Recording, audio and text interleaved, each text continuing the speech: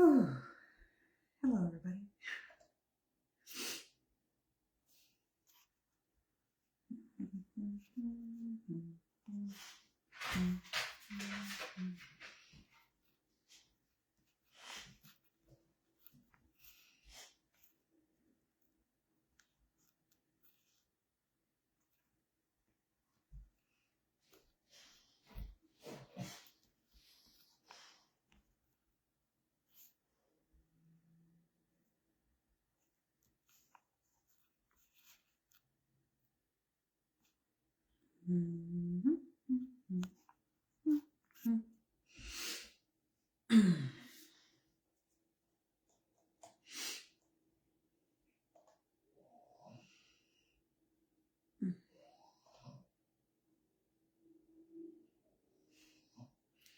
Star's so loud.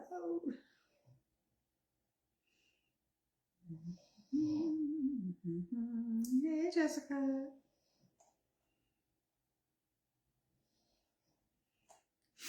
Trying to get everybody tagged in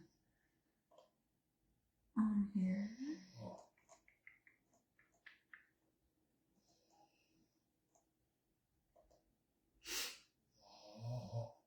Goodness gracious, he lives.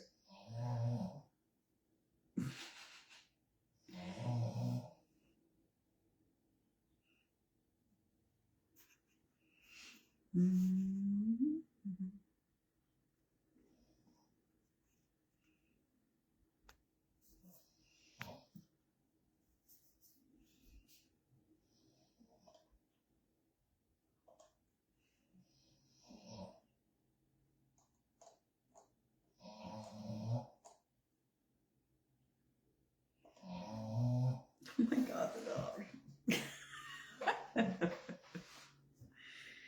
I'm so bad.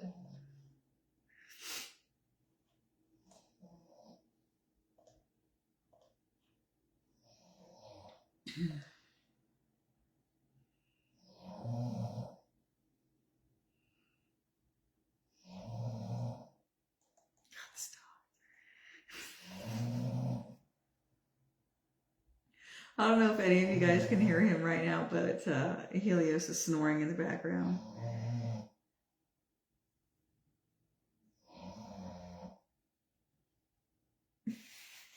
I'm so loud.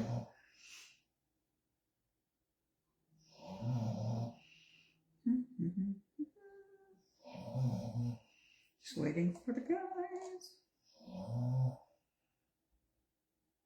There we go.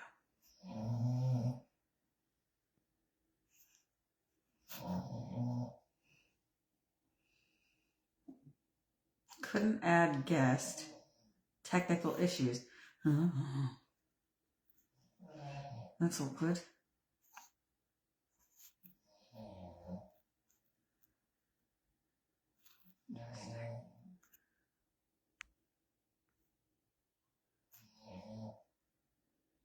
It's really, really strange. Caleb, we might need to try that again, my dude.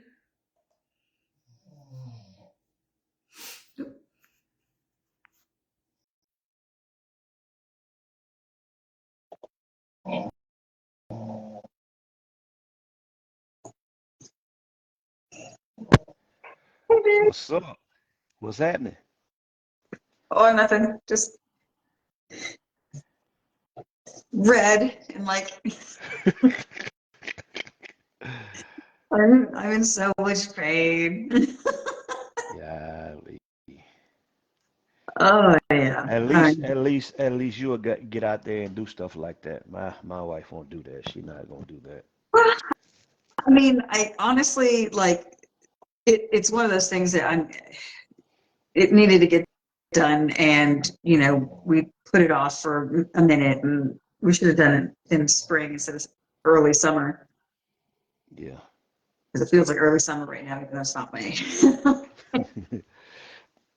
Yeah. So I'm just a little sunburned. Red's a color. That's I got some color. It's Yeah. gonna be okay. But like if it's I think that's probably the worst. Yeah, look like you got burnt pretty good there. Yeah, it was pretty bad. And it was like we started early today. And it's like there was overcast. So we didn't really think much of it. Uh, and then like right around noon, all the clouds went away. I just didn't think, I was like, oh boy, perhaps maybe I should just, put on some sunscreen like, normal white people do. I just didn't do it. So now I am red and in pain. Oh man. And I got like blisters and I got like band-aids all over my Oh yeah. No, that actually happened through the gloves too. Yeah. Oh yeah. Mm. Trying to figure. Is it sore? Is you sore? Oh Your skin? Yeah. yes, yeah. So, I like right now, yeah, it's warm to the touch and it's tight. yeah. Not happy about it. Kind of sucks. Mm. Trying Mm. to figure out why I can't see the video on my computer because I can't see your face. Like I can't see Yeah, I any got of it. Yeah, I got some stuff going on, so Yeah, I can't figure out why it won't let me see the actual video. Let's see here. Oh. Must be some strange Facebook setting that's preventing me from. Ah! Well, that's awkward. Now it's like, oh, do you want to start the live video? I was like, I'm already, already did it. That's unfortunate. Let's see here. Have you been able to?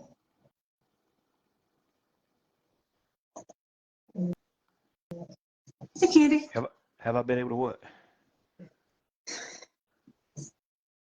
Normally, there's here it is. Finally showed up. Yeah, because your video, it's just yeah. Okay, so now that I was able to find it, like yeah, you're hidden. Yeah. Okay, I think here's Chris. Chris, Hey, what's happening? man, another day. How are you? Oh, I'm all right. I'm all right. Can't complain at all. Not doing any good. Hey, look, I know you was worried about the tax day. I mean, the day was the deadline, or did you come out all right? Yeah, man. They, the government always takes care of us. You know how that is. Yeah, Oh man. they just give us those envelopes and say this is who you send it to. Yeah. So, Yeah, that's right. but could be worse. Yep. Definitely could. Oh yeah, no, I I wait. I don't typically wait to the last minute. Oh, I do I did. every year. Every year. Well, so okay, so if like I know I'm getting money back, I file like like today they start accepting tax returns. I'm like, here's mine, But last several years, I've apparently I'm in a different. I don't know if my tax bracket changed or just whatever. But it's all of a sudden now I'm owing, and I'm like, so I put it off last minute. I'm like, what am I doing? Oh yeah.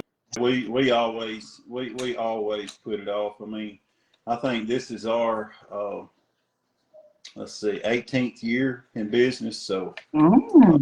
yeah, we always, yeah. Christina says, "What is money back?" I understand that, So what's this thing you speak of? but uh, no, Mm. they also said that, or my accountant told me that they pushed the federal back to May the 1st because of the hurricanes. Yeah, Ah, I can, not, okay. yeah, not the state. Different states, but I know not the state of Alabama. It's still today. So, and Yeah. after today, they ain't paid it. They'll start fining you. You know how it is. oh yeah. definitely. Caleb's having some technical difficulties. I was trying to get him on here, but it won't even let me invite him. Like it doesn't Hmm. even show up when I type his name in. So I don't know. So this might be something that we um but what we I mean Chris, you've seen our show. Oh yeah. You've seen our show. Still, while we're waiting to get Caleb on here, we'd definitely love to at least go ahead and get you started. So yeah, go ahead and introduce yourself. Give us your kennel name, any sort of like business name that you have that's affiliated with the dog community, and how you got into bullies in the first place. All right. Of course, my name is Chris Simmons, and I live in Rogersville, Alabama. My kennel name is Luke 137 Kennels. And people ask me all the time, how did I get that kennel name? Because it's not your normal bully kennel name, and that's my favorite verse in the Bible.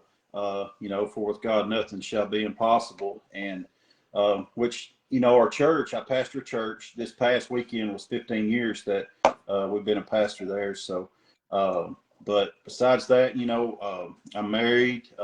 A lot of folks have not many bully folks have ever seen my wife, because while we're at shows, she stays at home and takes care of our house and our dogs and stuff. But now a lot of people know Raina, because she's about 98% of the time, if I'm at a show, Raina's with me. And so, but we got started in bullies 3 years ago, and up until then, we'd always had gang dogs and stuff like that. But I was big into coon hunting, real big into coon hunting, competition coon hunting, and we done that for 25 years. And so it got to where around our house in North Alabama, there's not many places to go where there was woods and stuff. Now it's subdivisions. And so I always said that if I had to drive a long ways, I'd quit. And so we got into this. A friend of mine, Matt Michael, I don't know if y'all know Matt or not, but he lives up here in Lexington, Alabama. Good friend, graduated together, known him since we was little boys. And he had bullies.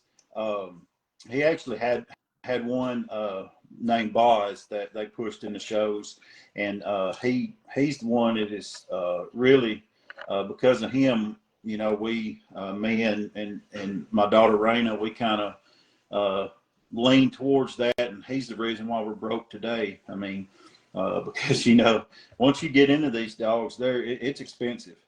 I mean, It's Yeah. expensive. it Oh my is goodness. but it's like any hobby, whatever hobby you got, it's expensive. But we got in about 3 years ago, and then I think this past October was 2 years ago. We went to our first show. It was a ABKC show in Birmingham, and after that, man, I'd bought my first, my first bully puppy that we had bought. Pierre Coleman made a cross off of Shamrock. And Uh-huh.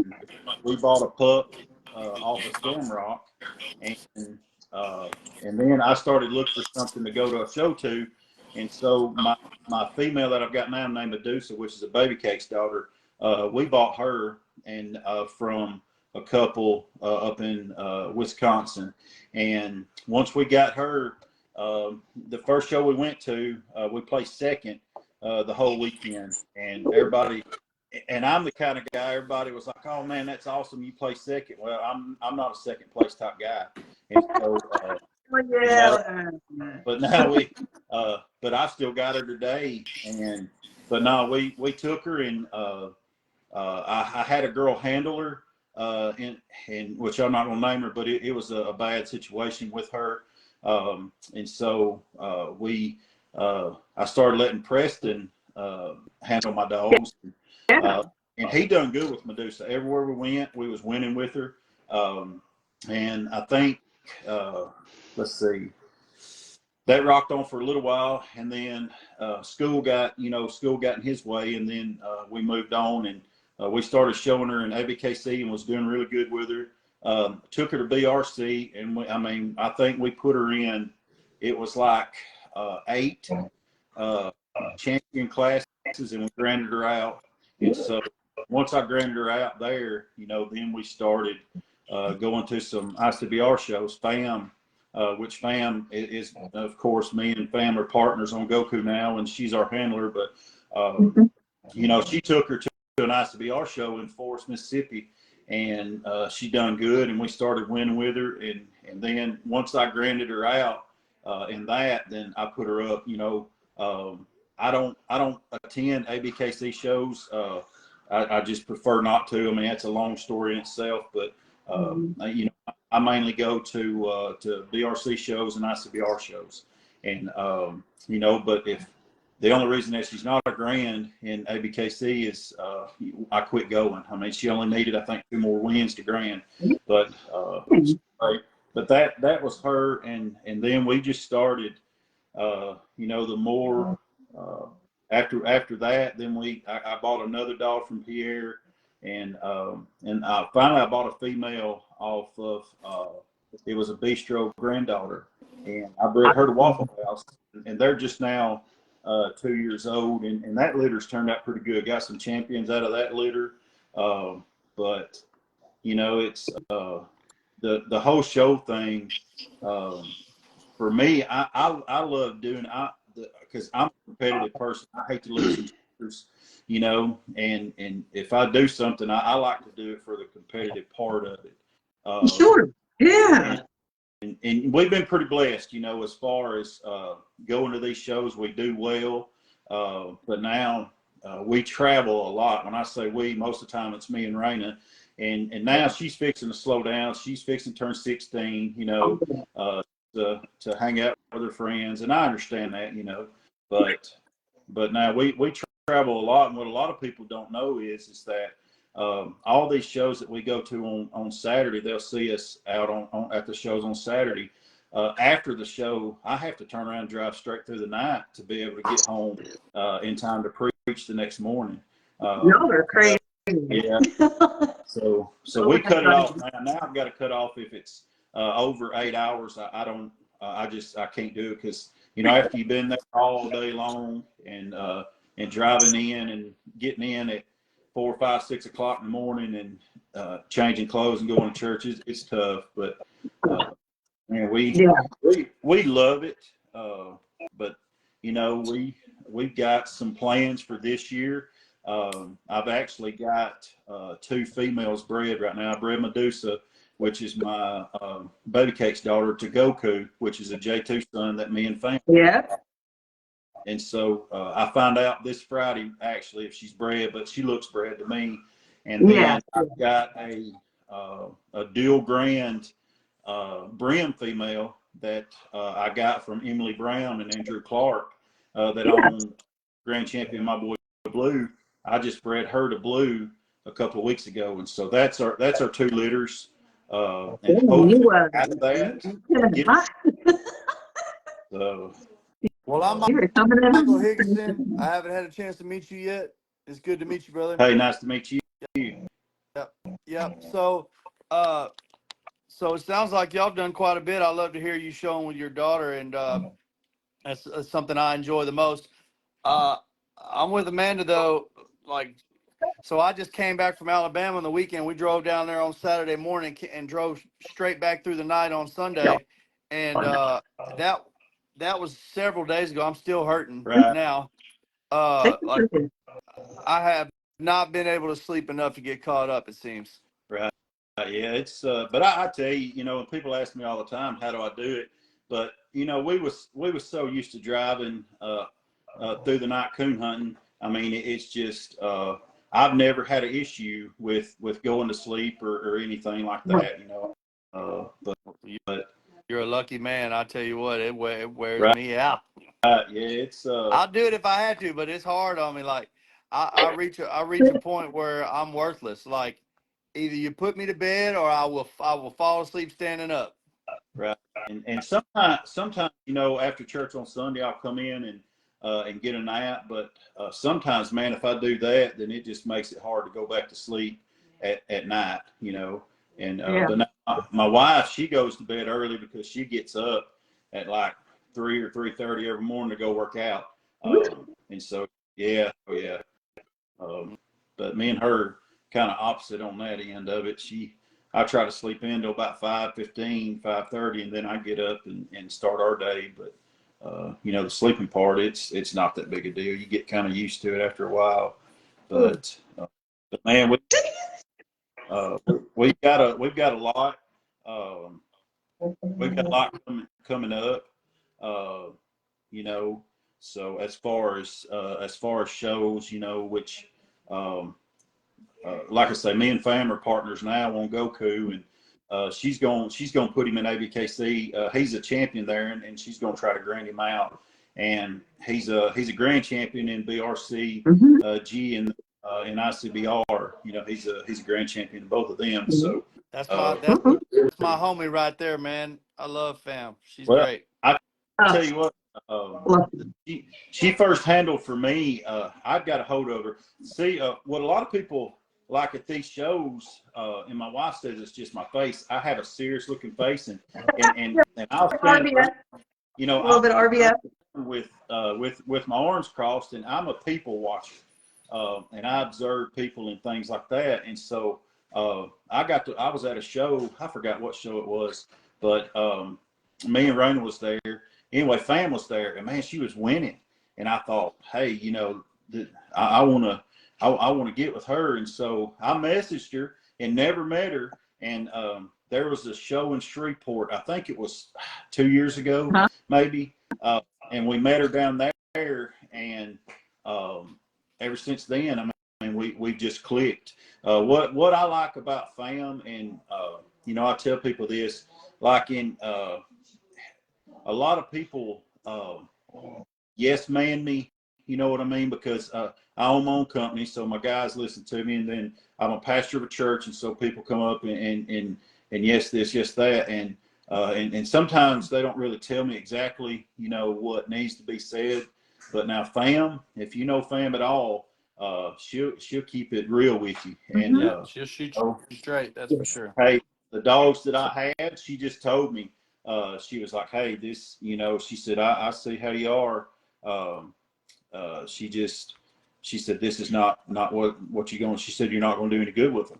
And, that kind of hurt, because I thought, hey, I've spent a lot of money. But I mean, you need to hear that, I think. And because the thing is she's also competitive, but she wants you to win. Like, she wanted you to win. And so she's not going to take a dog into the ring for you and take your money for it, knowing that it's not going to win for you. You know what I mean? Like, she will straight up tell you, she's like, don't do that. Bite's bad. Well, the thing is, and I love that about her, because the best thing that somebody can do with you, whether it be with your program or in the show ring or whatever, I mean, they can choose their words how they want, but they should be straight with you, man. They should tell you the truth about what's going on, and like, hey, look, you're lacking this, you're lacking that.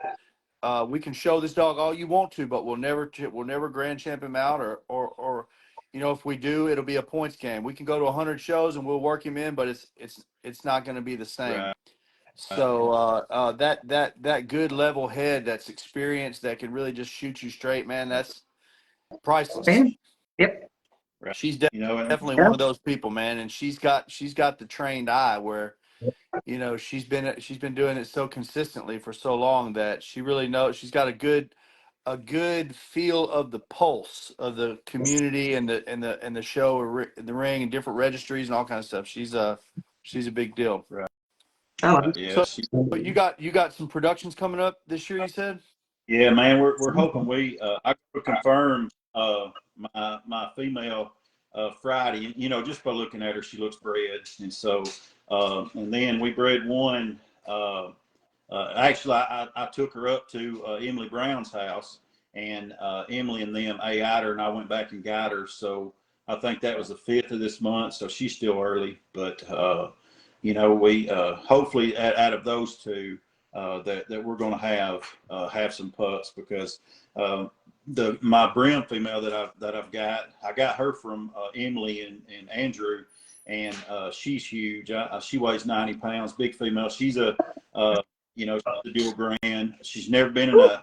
I think she might have been in one ABKC event, but she's a big female. So hopefully, and I like big dogs. I'm a standard guy, and so I hope that off of her and Blue, that we get a nice pup. And then of course Goku, he weighs 90 pounds, and then Medusa weighs pounds, and so I'm a and and I had one not too long ago.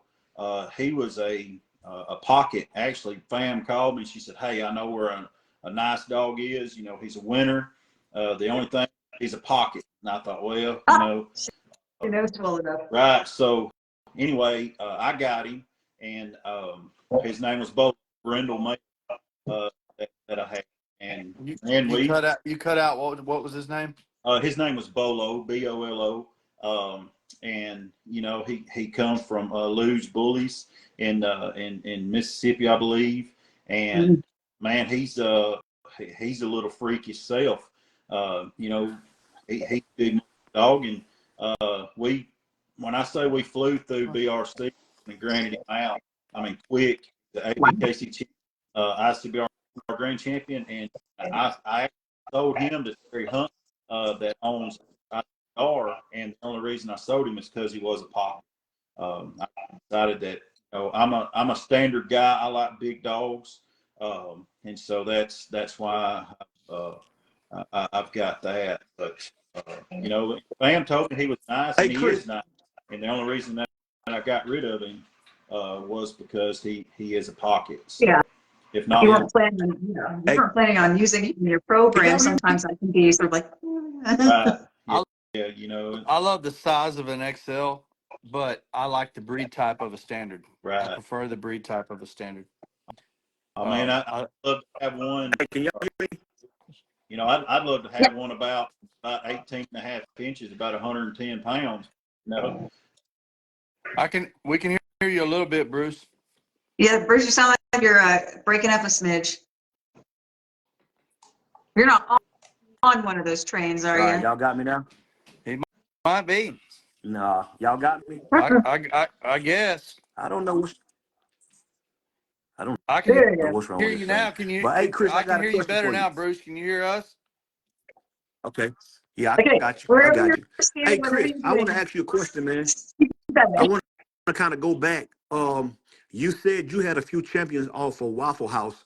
Actually, how many dogs did you keep off that breeding? Well, actually, I didn't keep any of them. It was at a situation where a friend of mine, Israel Creer, he actually got my two picks. It was one of them situations where we were showing a lot, and so he got them, and then I got them back, or I got my one of the females back, and showed her, and then but by looking at the Waffle House female that I had, her mama was a classic, and of course what Waffle looks like. She's she confirmation wise, this female that I had was it, but she was just the size of a classic, and I'm looking for that bigger type dog, and so that's why I don't have her anymore. I don't want any pockets or classics. I mean, and as far as the height of a classic, I understand, but I'm looking for more of the mass, but I don't want to compromise the confirmation part. And because here's the thing, as far as me with dogs, my dogs have to be dogs. They've got to be able to play. They got to be able to move.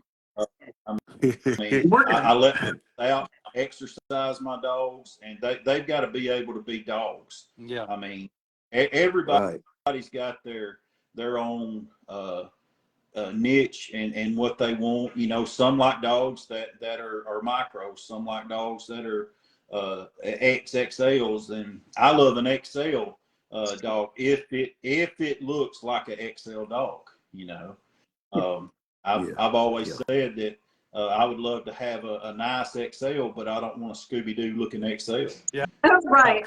Yeah, you keep them next to yourself. Right. The massive influence was the worst thing in the world. They should have went another route. Right. Because it brought in certain types of traits that are so sticky. And, we've been working ever since to try to breed that out and breed these traits from the standard class up to the XL. And it's not an easy thing to do. Yeah. Right. The lack of rear muscle, and Yep. the You get straight anything. staples and high rears and the. But see, and the thing is, when they did that, they keep still breeding the master breed. You know what I'm saying? If they went one and just start breeding the standard, then come on, would have been okay. But they go back to master, not gonna change. Well, Right, I only right. got They're about putting half of what you said. But yeah. Yeah. He was breaking it up, but the gist of it is he said that they kept on breeding in those mastiff traits instead of bringing like whatever trait they were trying to bring in from the mastiff. Obviously, in this instance, it's either the head size or the height. There's nothing else you want. I hate to say that, like, I love mastiffs, I do, Right. for what they're for, but you're either trying to get the height or you're trying to get the head. yeah, I mean, Um, they're a beautiful and that's dog. it. Yeah. They're just But they bred them too far, too many times, like you said, and correct, brought right. That's brought in what Bruce stuff. was saying is that they, instead of like taking whatever traits from like whatever breeding, the one breeding that they implement a mastiff, for those traits, instead of going back and then breeding to, like, for example, a standard, like a really clean standard, like one of Chris's, instead of doing that, they bred to another dog that had mastiff traits, and then obviously you double up on it, and then we all know how hard it is to breed that out. Right. One of the things Yeah. that I see as far as as far as these people wanting these bigger dogs, it's mainly a lot of sway backs, a lot of flat feet. They're horrible. They're high rear, but and then you'll see some. They'll be like, "Oh, my dog weighs 140 pounds." Well, I mean, big deal. I mean, if he look, if he's like a slide, then what good is that? Right. Right. No rear muscles. Like, you got those straight stifles. That dog. I mean, it's like if I wanted a dog deep Bordeaux, I'd have gotten one. Yeah, I mean, There's no way around Yeah. it. So the XL has a lot of issues right now. But we also have said, Chris, and I, since you've watched the show multiple occasions, like, I don't know if you've caught us saying this, but we've been pretty adamant about kind of trying to convince people that to get those breed standard traits back into the XLs, we're going to have to start breeding back to standard class dogs. yeah. Like yours. Yeah. I tell you what, I know Emily Brown and them. Of course, they own My Boy Blue, and they bred him. An XL female went to him, Mm-hmm. and I'm good friends with them, and they kept telling me, "Hey, you need this pup." And actually, the pup's name was Preacher, and they was like, "You need this pup." Oh, no, I probably don't. Then they had another one named Prophet there, and they was like, "Hey, let's this is what you need." And man, I'm kicking myself for not getting either one of them because both of them are nice, but it's one deal, But it was, and I'm gonna be honest. The only reason why I didn't, and some are not gonna like this that I say this, but it had Merle in the pedigree, and I'm not a Merle guy. Some people love Merle, and if you do, that's you. I mean, some people, I'm not a Merle guy, but the only reason I didn't get that one, and he was beautiful. He was black, with white trimmings and stuff. Real beautiful pup. But I was just afraid I took him and bred him to something I had. A Merle might have come out of that, and that's the only, and then of course, the whole deal about the Merles are all over everybody's news feed, so, but Yeah. and if people like Merle, Everybody. It's not for everybody. And it's one of those things where, and we've actually had Don Johnson on here before, and he's the one that owns Grand Champion Crypto. And he was, he says that, like, you have to be careful, you have to be knowledgeable. And the thing is it can paint you into a corner with your breeding program because of how often you can or cannot use them if you keep productions. You have to, do all the genetic testing to make sure you're keeping the right ones, if you're planning on taking them back to that specific dog. So it becomes like a game that requires, a financial investment, more than most people are willing to, because you're having to, genetic test these animals, but also, to know your stuff, to be willing to do more research than, again, a lot of people would be willing to do. So, Merle is not for everybody. It truly isn't. And there's absolutely nothing wrong with anybody who is hesitant to own them or breed to them. There's absolutely nothing wrong with that, Chris. Nothing whatsoever. Right. Yeah. But we was talking about Merle, but some people like Merles, and then and some people just look at it as a color pattern more than anything. Yeah. And I'm not that's colorblind at all. I mean, I like a good looking dog. I always said that I don't like blue dogs. I mean, the color blue, but crap, nearly everything I got now. So, I mean, I just like a nice dog, but going back to my buddy Matt Michael that I was talking about. Now he's another one. He messaged me and him message all the time and talking. He's another one. He'll tell me, he's like, man, this ain't it, And I'll say, hey, what do you think about this? Because he's been in it longer than I have. And I'll message him, hey, what do you think about this breeding, this? Yeah. And he'll point a yes or no. It's not, he don't see it working or not. Yeah. And I kind of listen to that. The people that I like to talk to people that make more sense when they talk about stuff, that may not say a lot, but when they do talk, you need to listen to them. And I'm not.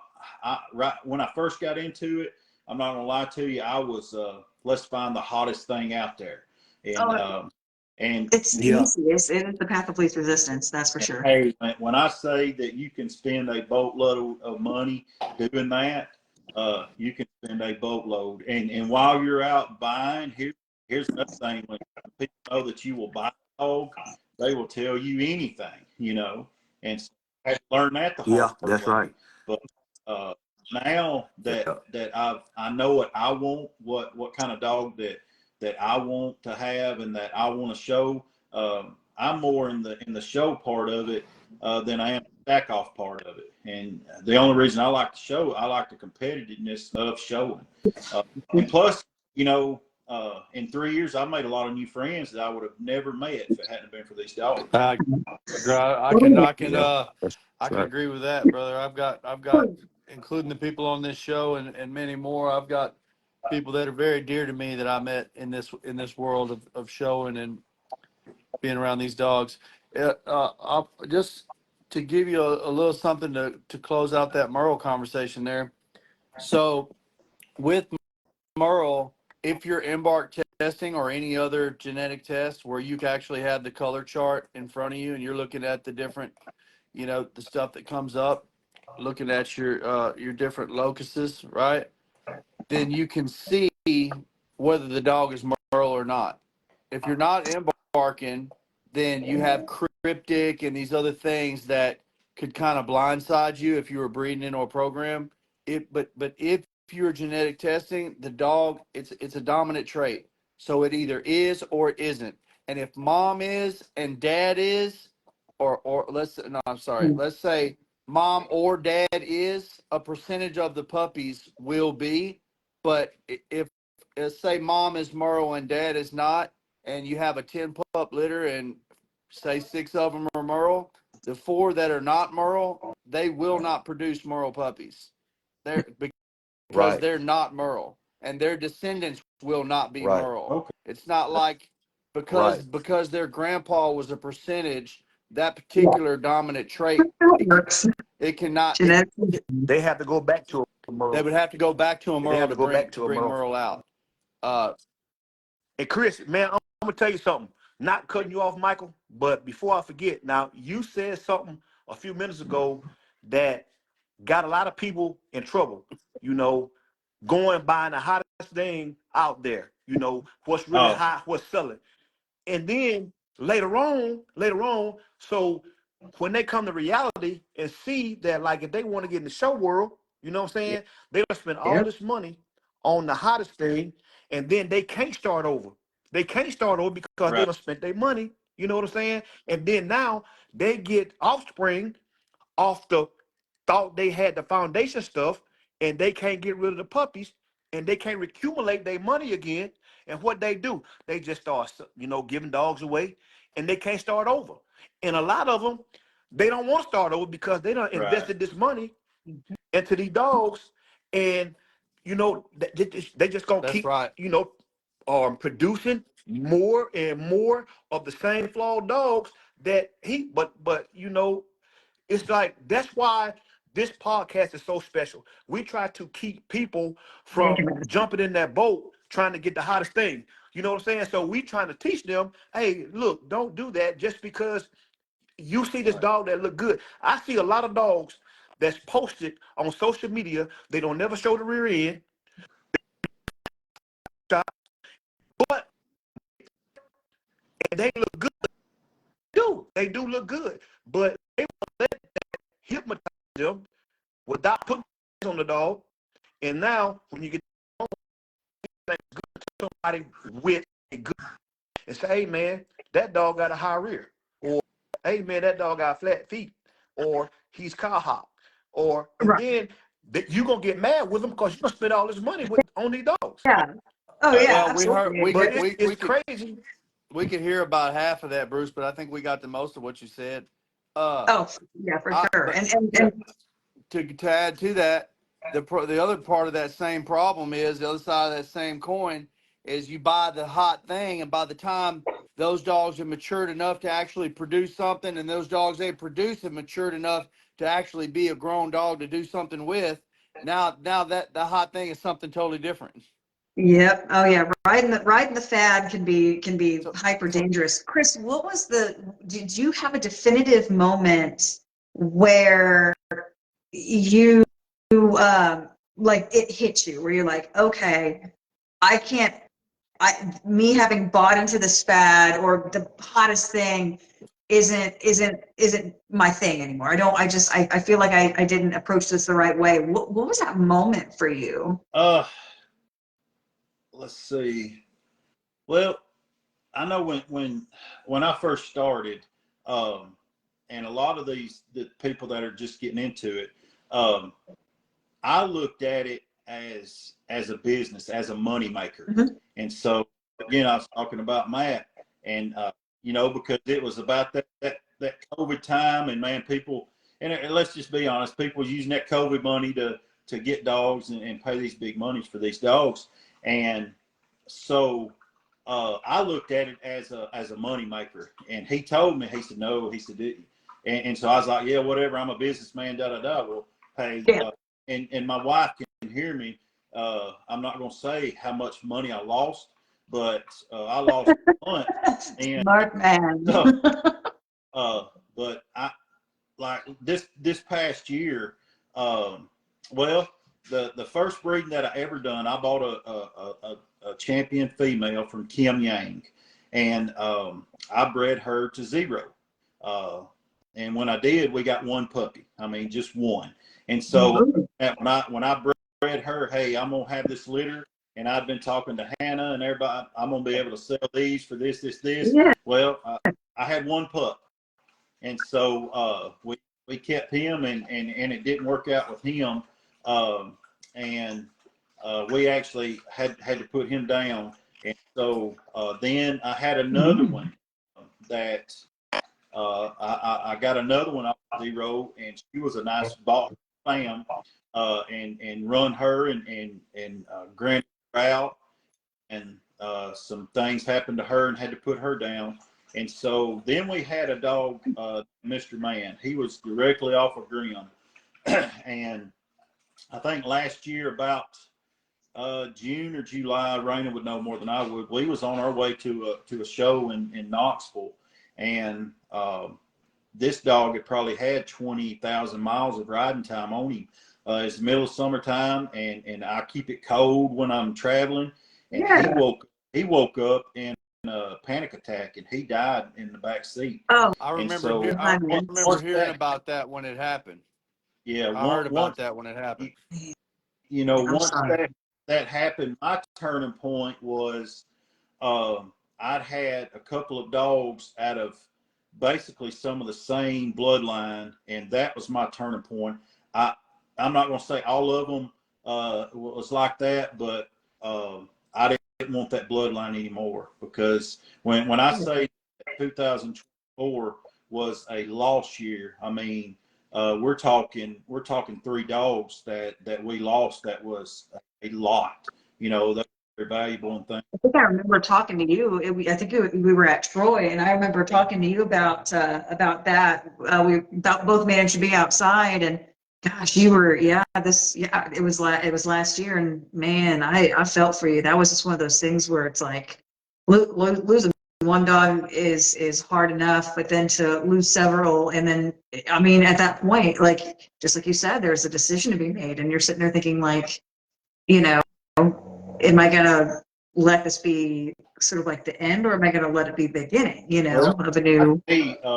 and what bothered me, what hurt me most out of that whole man deal is Raina was in the truck with me, and she was actually going to show man that weekend, and a lot of people thought I'd actually give him to her, and said, hey, you love him, and she was going to show him. And that what hurt me the most out of that whole thing is for her whole life, I was able to fix everything. If something was wrong, I could fix it. And at that moment, I couldn't fix it. And so, but then, but as far as my turning point moment was, I didn't want pockets anymore. I'm not saying all pockets that can't run and breathe and all this better, but I've had better luck with standards. I mean, they to me they can be more like a dog. I can let them outside and let them run around and play. And like I say, everybody's got their own topic about what dogs they like and not. But Sure, of course. For Luke 137 Kennels, I get up and I walk my dogs, a mile and a half, and I exercise. And to me, I've had better luck out of standards being able to do what I want them to do, and so that's what I want is a standard. But that was the turning point. Was basically when man died, and then I got Bolo, and Bolo is a big muscled up freak looking dog too, and even though he was a winner, I mean I won everywhere I went with him. He still wasn't a standard, and so I just love standards. And actually I'd like to have a standard that's right at 19 inches, Right, and I right at had, the cusp, yeah. matter of fact, I had an XL female that I got, and I bred her to Goku, but when I got her when she was going out of heat. And so we bred her anyway, AI'd her anyway, and of course she didn't take. Well, but man, I tell you what, for her and she weighed 100 pounds. I mean, I don't care to tell you what she weighed, but as far as athletic, I mean, jump in a truck and the back of a truck, just all kinds of stuff. And Yeah. my dogs in my personal opinion, I think that some people are trying to get these 90 to 105 pound frames on pockets, and I just don't think it's healthy. That's just personal. It's a lot. It's a lot. And I mean, the thing is, I mean, while you can get dogs to look similar to a degree with obviously, varying heights, unfortunately, with those varying heights and center of gravities, you're going to have different traits and different capabilities. And unfortunately, when you start shortening the legs of these dogs, trying to add a bunch of weight on those joints, yee. No, man, I'm cool. No. I agree with both of y'all 100%, man. Functionality is a big deal with me, man. Mm-hmm. Like I don't really care if it's a short dog or a tall dog or whatever. it needs to be able to be a dog. Right. If it can't be a dog, if I can't go out in the yard and play without being careful that my dog's going to fall over dead, then Right. that's something I'm just not interested in, me personally. I mean, some people, they may want a dog that they're not so concerned about function, but to me that's just, and maybe I'm old school like that, but I want a dog that can move and be comfortable and enjoy life and go get a stick and run around the yard with the other dogs if it wants to, Yeah. and me not have to be in fear that he's gonna fall over, And that's like Right. time of year, man. It's so important for people to start because it's been wintertime and people's had them. It's been cool. They need to start conditioning those dogs. Yes. That, that Yes. The goes season from the changes are smallest. paramount. That You're goes from the absolutely smallest. right. I mean, this, but to see a dog pass away from a panic attack and going to these shows, and this is what it bothers me, but it makes me mad more than anything. You'll go to some of these shows, and these people are just, I don't know if they just don't care or what, but I mean, we've been to shows where we've actually had to help save people's dogs because, Yes. I Thank mean, they was fixing to die, Mhm. and no bully breed, knowing when you go to shows, you got to be prepared. You got to have lemon juice and Yep. cooling and stuff like that. And, rubbing alcohol. right, rubbing Oh, out. yeah. Lemon juice, rubbing alcohol. I mean, it's Pedialyte. It's just like I I bring that to every show, Us. even though hell, I bring that, like, we go to the park. It's in my car. It's the go bag. So like literally, it's a cool down kit exists everywhere I go if the dogs are with me. Even though I have been blessed enough not to ever really have to use it on my own dogs, I cannot tell you how many times I've used it on others, and that frightens me. I mean, I to the point, Chris, and you might actually be able to attest to this. Anytime you see me at a show, my booth, the table at my booth, has all of those items on it, right up front and center, so that if people need them, go, my booth, my booth. It's right there on the table, just grab it. You know what I mean? So it's Right. like, I hate that it has to be that way, but I'll be damned, it is. And And a lot of it's the educational part of it. It's, I mean, but there's some people you just can't educate. You try to help them and try to help them, and they look at you and they think like, hey, you just think that you know more than I do. Well, look, but I'm trying to tell you, I had a dog. Once you see your own dog die from something like that, right. I mean, Yeah. we've Yes, you do. done everything that we could for man, but once his tongue started turning blue, it was a wrap for him. Yeah. Hey, Hey, we look, tried.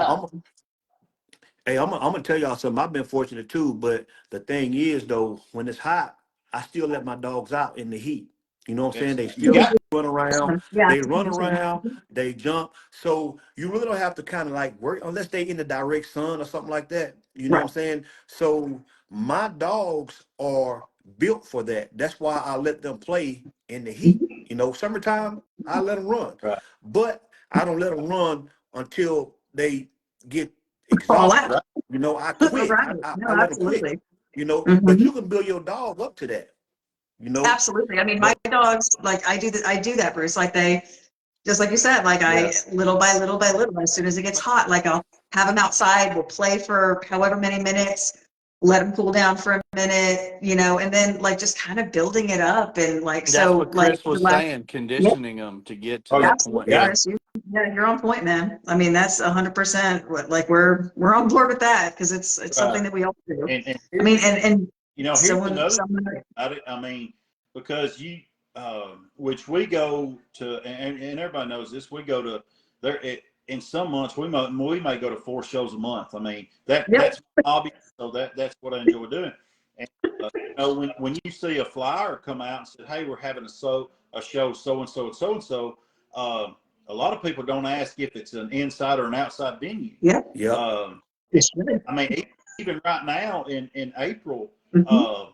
in some parts of the country, it's hot in April, And if you've had your dogs used to being in 50-degree weather, sunburn, and if you have your dogs in 50-degree weather and then you go to a show and it's 65 degrees inside that show, your dog is going to get hot because and some of these shows like BRC has a show coming up in May the 9th and 10th. It's an outdoor show in Lebanon, Tennessee. And there's going to be dogs up there that are going to get hot because people are not going to ask if it's an outside show or not. So, absolutely. And here's another thing, people, they laugh at me all the time because if you've ever seen my booth set up, I don't have a cage or a wire cage kennel. I keep the fabric ones, and I put a hole in the top of mine and put a fan where it blows down in there. And people laugh at it, but they always know, hey, you got an extra fan. I always carry extra fans in my Jeep because you never know. I mean, some places you go to, like this, we went to Ashland, Mississippi, and the high was 62, and which is not that bad, but inside where we was, it got warm in there. And, a lot of bodies. There was people, a lot of bodies in that room. There that was starting hot. And then they come by my booth and I've got fans blowing. They thought, well, it feels good over here. And I thought, well, crap, I got fans. I mean, that's why. But people, if it's the educational part of it, nobody told me any of this. I just kind of had to pick up on this on my own. You see, and you see things, and absolutely. Like,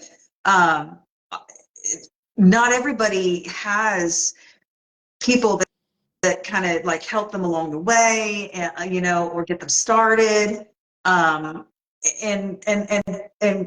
this is kind of like why we're here. This is why we have this show, is like we have a lot of people that are kind of newer, or, they haven't gone to shows yet. So they got so many questions about like, well, how do I prepare? What do I bring?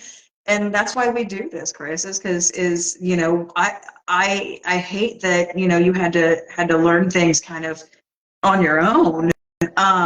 Obviously, you've managed it incredibly well. You've done great, and but at the same time, we're so, we would love for people to not have to, make mistakes that could cost them, your dog's life. Absolutely. So it's like, that's why we have people like you on here, is because, you've lived through these things. You have learned from experiences. You've endured it. Absolutely. So we definitely appreciate you, being transparent and, telling us, the things that you've been through and the things that you've seen and what you've had to adapt to. That's, it's brave to, be that honest and to, especially, when you're trying to help other people. Right. And people, my friends, that know me, they'll be like, they'll know how 2024 was. And it was a bad year.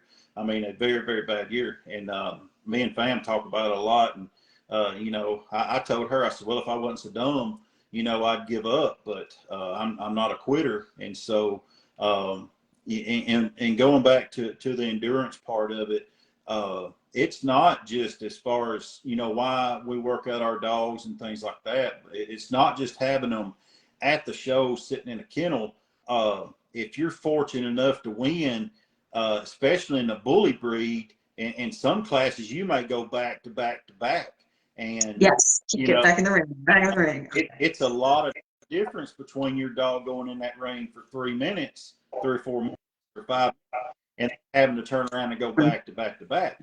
The endurance part is when you go to that, maybe it's you win your class and then you go for best male, female, whatever it is, and your dog used to that. But then when you go to best of winners and then best of breed, and then if you look up and go all the way to best in show, your dog, right. And the difference is endurance is when a dog's standing there and his tongue's not hanging out of his mouth, and he's panting so hard he can't do anything, because everybody knows when your dog is panting that hard, he's not going to perform at her or his best. Right. And so right. I'm really, really big on exercising them. And because as an owner, and this is where some people don't really get it. And sometimes when I'm talking to people, I kind of aggravate them a little bit, because I say there's more to owning bullies than keeping them in a drop cage all the time. And so when we talk to people about that, and they're like, and not to brag on my dogs or anything, but they're like, man, your dogs look good, they act good, they mind, they don't do this, they don't do that. I spend a lot of time with my, and I'm fortunate enough to own a business to where that I don't have to work. You know, I go out and bid jobs and work. You create your schedule. Yeah, absolutely. There's some flexibility to work with my dogs, but you know, it's not. And I didn't understand this about showing. There's more to showing than just showing up and paying your entry. I mean, it's the first time I went, I was like, my gosh, this is all day. And so you don't look at that part. And then you don't look. Yeah, we need to condition ourselves for it too. Hey, man, yeah. you know, you there all day, and I've also seen people that have put their dog in cages, and they may sit in there 3 or 4 hours and never let them out, walk around, exercise, stretch out, or loosen up. And or a pet peeve of mine is not ever walk them out to let them pee or use the bathroom. You know, and then of course next thing you know, dogs are peeing and pooping everywhere. But I mean, nobody told me all this stuff about, hey, this is what happens at a show. And so the more you go to, and then the more people that you're around, and you know, actually, what I really love about the bully breed, and like I say, years ago we was into gang dogs. I can remember gang dogs when, and this is another hot topic, is when Merles was brought in. You know, some people like to deny that. They're like, there were never even Merle pit bulls. Right. No, what I remember is the type Merle that was brought into the people that was in the network that we was in was the Catahoula, and the Catahoula was brought in for the hitting power. When I say hitting power, y'all know what I mean. Towards to putting gang dogs to have more hit. That's when I first started seeing the Merle come in, and then but you know, you have some that say, hey, the Merle has always been in the bullies, and you know, everybody knows how it was. We won't talk about that. That's a long subject, you know. But as far as the dogs and everything, what my main thing about the bully breed is, when I got in it, you know, when I first went to my show, I didn't know what to do. And so I met a couple of people, and they was nice to me. And of course I had Raina with me. And then my buddy Matt was there, and I didn't know anything. You know, I was just in awe, just watching and learning and stuff. And then the more that you start going to, you might see somebody like me. I'm not a standoff person, but everybody says my face makes it look like that I'm mad all the time. And we call that resting bitch face. Yeah. Right. But I mean, I have it from watching, I'm watching people, and then because I'm a people watcher, and how people do things, and it's not that I'm not sociable, because if somebody speaks to me, I'll do everything I can to speak to them. But I've met so many folks in this thing, in these bully breeds, that you know, and let's just be honest. I mean, some people judge. Yeah, Lois said that's my happy face. But some people judge people on their looks. You see what I mean? Yeah.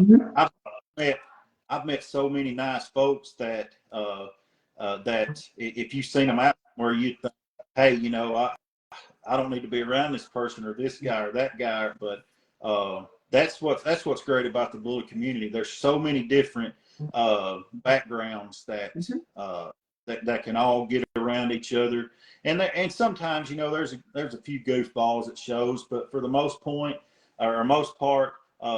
you know, we go to, I'm gonna say, just say average of 2 or 3 shows a month.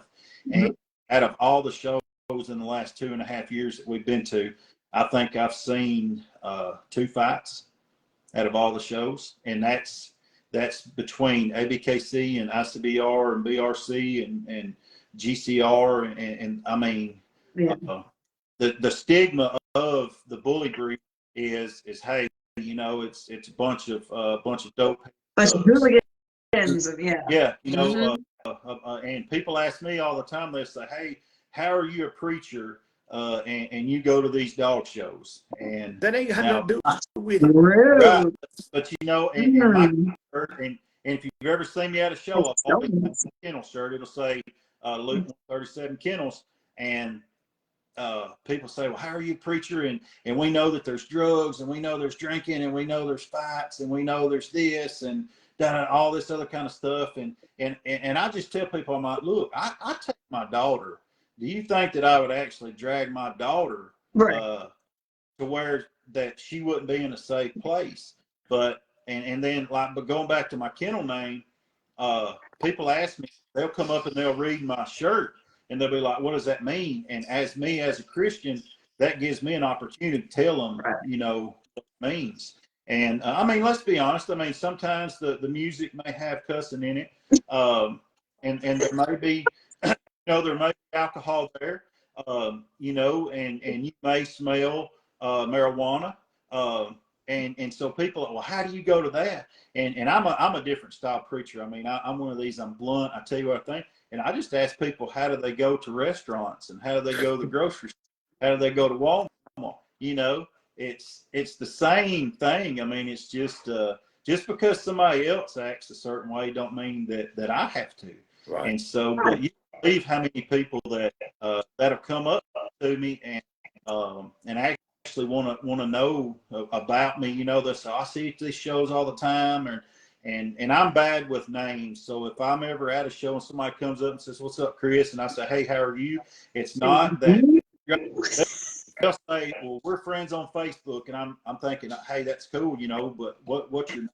You know, and but you know, because of these dogs, I've met a lot of people that I would have never ever met before in my life. And now there's some that, you know, there's some people that like me. There's some people that don't like me. I mean, I'm on a block list for some, and some are, but It just be like that.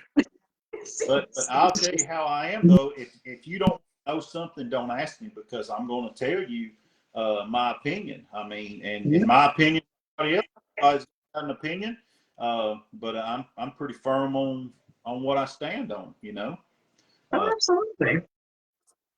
Let's see. Absolutely. Lois says she won't even ask my name. She just smile and all that. But She's brilliant at that. And it's I mean, and I've learned to do that where, like, oh my gosh, and I feel so bad about this. Some of you may know who, I mean, it'd be weird if y'all didn't, especially, you know, being from Alabama, but oh, I felt so bad. Chris Holiday.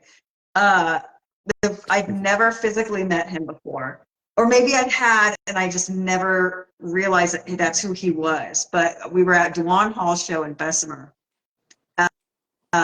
year before last, and he walks up to me, and I'm at the registration desk, and he's trying to get my attention, and I just kept on kind of not necessarily blowing him off, but it was just one of those things where I didn't know him, so I was sitting there thinking, like, is he trying to flirt with me? And at one point he's just like, I'm really just trying to talk at you. And I'm just like, okay, just give me a moment. And then he later, after you know, got the registration, got the dogs in their crates, whatever, he finally came up and introduced himself. I was like, oh my God, I'm an asshole. I'm so sorry. You know, but it was just, I mean, just, you know, to what you said, it's just like, you're not always going to recognize people. And, oh, we're friends on Facebook. Okay, cool. I've never seen you, or, you know, we've never had an actual physical conversation. So it's like, you know, and I still always feel bad. That was the first time I think I physically met Chris Holiday, was thinking that he was trying to flirt with me and trying to kind of be like, no, thank you very much. Hey, but I tell you, Chris he's a great guy too. He's I awesome. love Chris, man. That's my buddy. Yeah, Yeah, he called me all the time, man. We talk all the I time. He talked called me today, to actually. him. I talked to him quite a bit myself. Yeah. Yeah, Chris is I actually seen him this weekend. You know, he's got a fluffy. He's got a fluffy French, and he's very, very proud of it. You know, and his son was there this weekend too, and so he's very proud of his children. Not only of his son, you know, him and his son was at the show. Him and his wife was, or his wife and his daughter was at a beauty pageant. And he said they had to, yeah, and she's a beautiful young lady. They're very blessed. But no, to talk to Chris, Chris is a good guy. He really is. Oh yeah. But And then meeting Erica, it's just one of those things. I was like, oh my gosh, I feel, yeah, you're never going to remember everybody like the first time that you see them or, you know, they talk to you. And like, I don't know if any of you gentlemen are like this, but I more often remember the dog more than the actual person the first couple times. Like it may take me a second. I'll recognize the dog. I'm like, oh, that's so, you know, that's so and so. But I can't remember the kennel name, or I can't remember, you know. Chris and I met on QBN years before we met in person, and you know, been kind of on the platform together there for a long time, and then had the opportunity to meet. I think we actually met for the first time at that same show, and that is my good friend, man. He's a great man. Mm-hmm. Uh, got a good head on his shoulders. He takes a lot of pride in educating himself on these dogs. Him and I have been through a lot of that educational journey together. You know, and he'll call me and bounce ideas off of me and ask me what I think about things, and then you know, and I may do the same thing. It's like one of those good, healthy bully community friends of mine for sure. And then it grew beyond that into being, you know, a personal relationship. You know, that's my buddy. But That's awesome. yeah, I think there are a lot of things you kind of have to learn the hard way in this, because everybody's throwing all this stuff at you and you got to just get your feet wet. But right, even that being said, I think the smartest thing somebody can do, if you really like the breed, if you really like these dogs, get in and bounce around a little bit, learn some stuff, go to some shows, educate yourself on the breed standard, you know, look and kind of run through some scenarios in your mind, because as soon as you decide you love these dogs, you want to dive in, right. and that's too fast. Yeah. It really needs to be done a lot slower than that, man. I think one of the things that's got me feeling pretty comfortable, like I get a good read on what's going on around me in this community and showing and everything else is been just taking my time learning everything I could. It sounds like you've done quite a bit of that, sir. Man, and what I had to learn, you know, and like I say, and people laugh about how I stand around, because I'll stand around and I'll cross my arms and I look like this most of the time. If you ever see, and look at her laughing, I mean, it's true, because but I have a helping heart. I try to see the best people, and what I've had to learn is everybody that calls you friend is not your friend in this.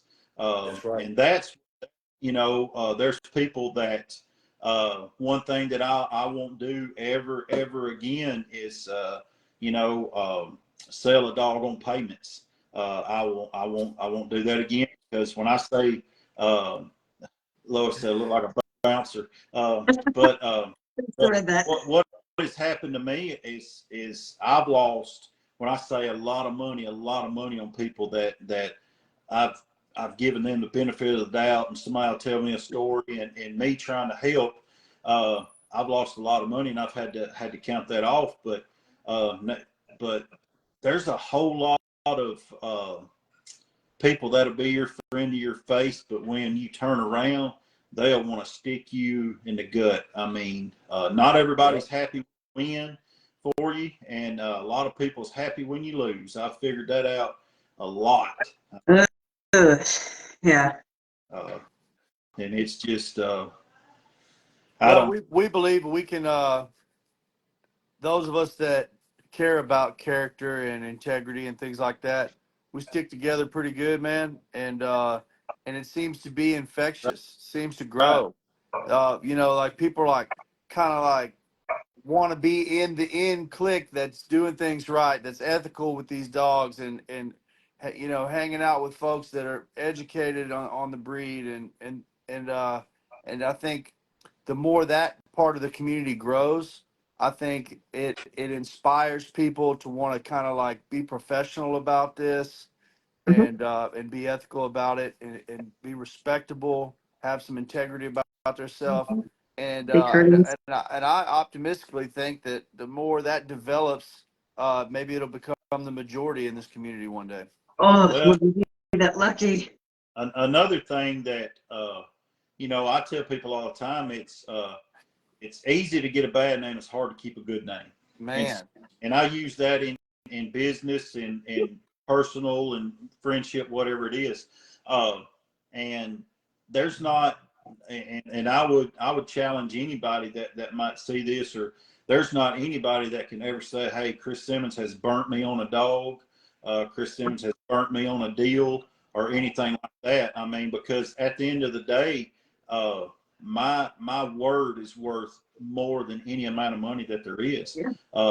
No, I would, but now on the flip side of that, people, and it shouldn't, but people use me being a preacher or a pastor. Sometimes they try to take advantage of my kindness. They try to use kindness weakness, and you know, yeah, and then once I get to that, you know, I'll just write somebody off. I'm one of them that if you're somebody that I can't be around and I'm not, and I get mad every time I'm around you, I'll write you off, and I'll Yeah. just, you know, I forgive Not people worth your keys. and I ask people to forgive me, and then I'm done with it. If I I mean, don't do drama. I don't do drama, man. I'm with you on that. If as soon as I realize that somebody's toxic and everything comes out of their mouth is negative, and they're all, you know, trying to turn this, you know, this thing that we do into selling dope, but right, instead of dope it's dogs. Yeah. right, Like, I'm not with all that, man. That's not cool to me. I'm a grown man. I'm 44 years old. That's not I don't something think that it's time for that. I don't have respect for that. You know what I mean? well, you But know, that's just I'll me. say, you know, there's, and I've had a lot of dogs since I've been in this, and I've sold a lot of dogs. I mean, and that's no secret. And there's been actually people that has been mad at me because I sell dogs, but and has actually said stuff about my name behind me, and it gets back to me. But here's my thing about the whole situation. Um, I've never asked anybody to loan me money to buy a dog. Everything that I do, my family is taken care of, and every dog that I've ever sold, and you can ask my wife, she'll attest to this. I've lost money on every dog that I've ever sold Mm. because what I used to do is, and Photoshop is a horrible thing. Everybody knows this, but Photoshop is I used to horrible. I used to buy so many dogs out of state, not seeing. You know, I'd go off of a picture, and Bruce is shaking his head. He understands, and and then when I get them here, I'm like, hey, this is not the same dog, you know, or and then I'll put them for sale, and I'll take way less than what I give because I'm one of them. If I don't like something, I'm not going to put my time and effort into it. And I Right. that dog, not that about that. Here's my thing. I would rather that dog go to a home where Yeah. somebody is going to appreciate that Well, dog. to Yeah. me, there's nothing wrong with selling a dog. Right, You're providing something to somebody that's looking for something to buy. right, But that's not the same thing as slanging dogs. You know what right. I'm saying? And No, that because you care where they go. Like, yeah, but you you don't care care where they where they go. go. Like, to There's me, a part of that that's not like, no, I would rather this dog go to a pet home 100%. if anything. Like, You know, you can't that's just flash some money and buy one of my dogs. Right. I want to look at you on social media. I want to talk to you. I want to have some comment. If I don't like you, I'm Mhm. not going to do it. Yeah. Because it's personal to me. My dogs are personal to me. Mhm. Right. you Yeah, know, if even you're if you go reckless and I feel like you're your in the program, streets it's so and all this personal. stuff you know, and you're proud of that on social media, I don't want my dogs to get taken away from you. Right. You know what I mean? But now I've slowed way down on buying anything. You know, I'm at the point now to where I'm really I've got females I like a big female. I mean, I like a Mhm. and I've got two nice females and I bred them to two nice males. To me, you know, I've had some flash and bigger males than Goku, but as far as structure, he's not perfect. No dog is No, perfect. no. As far He looked good. as what I've had, he is probably more conformationally close to what I'm looking to get. But now, once I bred him to Medusa, Medusa's big. I mean, she's a big female. I'm hoping that he betters her face, but hoping to get out of it that she betters his rear. I mean, and that's what I and you know, I found out Friday, and I was talking to Terry Huntley the other day about it. If she has pups, none of, I mean, after I'm gonna keep two. I'm gonna keep a pair, and they'll go to a show home only. And it's not the money. I mean, it's not that. I mean, I'm more worried about somebody taking them and showing them. But man, I'm praying that she takes. I mean, I've last Mhm. tried, she didn't. And so if she don't this time, then I know it's her, and I'm gonna get her checked out. But the two breedings that I had planned for this year, I'm really excited about it Should because be. you know my dual grand Brim female that I got from Emily and them, we bred her to their grand champion, my boy Mhm. Blue, and I love him. He's a very nice dog, I agree. Beautiful animal. and so I'm excited about that one, you know, and Emily and them's gonna get a pup. And then off of this Medusa litter and Goku, if they take, me and Fam are going to work out on a pup. She's going to get a pup, and I would rather put my puppies in show hands to people Sure. Oh, uh, absolutely. because I don't. As far as because I've been waiting 2 years on a puppy off Medusa, so you know that's my foundation female, Oh, yeah. and so, I love but I love the show, man. I think it's, you know, everybody has their own cup of tea, but that's just something I really enjoy. It's well, addictive. Uh, I, I feel like it's addictive. I tell you this, and it was funny because I forgot what show I was at, but uh, let's see, Sheila Struther, y'all know Mhm. Sheila. All right, Mhm. she brought a package from Fam to me, and I always kid Fam. I'm not a handler. I mean, I can do it. You Uh, handle. You I handle. don't like to do it, but you know, if Fam's there, then Fam does my handling. And Take her. so actually, she sent me a shirt that said "Not for hire" because I always tell people that you know she makes fun of. She'll see. Well, I went somewhere this weekend and I won, and you know, professional handler this. She starts telling everybody, and That's what she's like, you forgot to say he's a pro handler. I was like, there's an inside joke here. I swear to oh God. yeah, hey, if you ever know, I get nervous. And actually, I was at a BRC show in Pensacola, and I was handling my Waffle House female down there, and Fam was there too, but she was in another ring. You know how they'll get one show then, Yeah. and so she was in the ring handling Goku, I believe, in the champion class, and so I was handling this female, and Anthony Pope was judging, and Mhm. I kept messing with her, and I'd get her set, keep messing with her, and he has been the most honest judge as far as telling me. He told me basically, if you just leave the dog alone, she looks fine. You're going to lose for her, and that kind of stuck with me. And that's what he told me. You know, Uh, I I love won it with for stuff what he told like that because she's just like, yeah, right. you should just. You know, I Trust won with. me. He told me. He said, if you'll leave her alone, he said, you're going to make her lose. And I thought, man, all right. You know, and but I get nervous. I mean, even though I've done it lunch. I get nervous every time. Me too. Do you know who Fam had at this Arkansas show a couple weekends ago? Was it? Goku.